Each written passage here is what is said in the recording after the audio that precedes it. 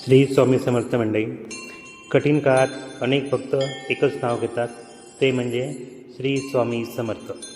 तर आजच्या या व्हिडिओमध्ये आपण जाणून घेणार आहोत श्री स्वामी समर्थ महाराज यांचा प्रकट दिन आणि त्यांच्या दिव्य कृपेची कथा.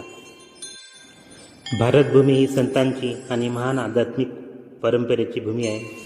या भूमीवर अनेक संत महात्मे आणि अवताराने जन्म घेऊन मानवाला श्रद्धा, विश्वास आणि धर्माचा मार्ग दाखवला आहे. अशाच महान संतांपैकी एक म्हणजे अक्कलकोटचे श्री स्वामी समर्थ महाराज.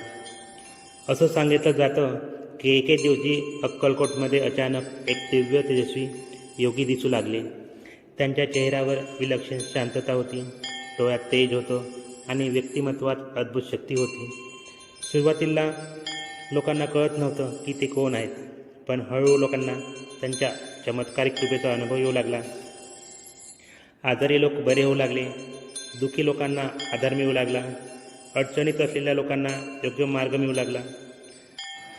लोकांना जाणवलं की हे साधे संत नाहीत, हे आहेत दत्तावतार श्री स्वामी समर्थ महाराज. श्री स्वामी समर्थ नेहमी आपल्या भक्तांना धीर देत म्हणायचे, भिवू नकोस, मी तुझ्या पाठीशी आहे. हे शब्द आजही लाखो भक्तांच्या मनाला आधार देतात. अनेक भक्त सांगतात की कठीण काळात श्री स्वामी समर्थांनी त्यांना मार्ग दाखवला.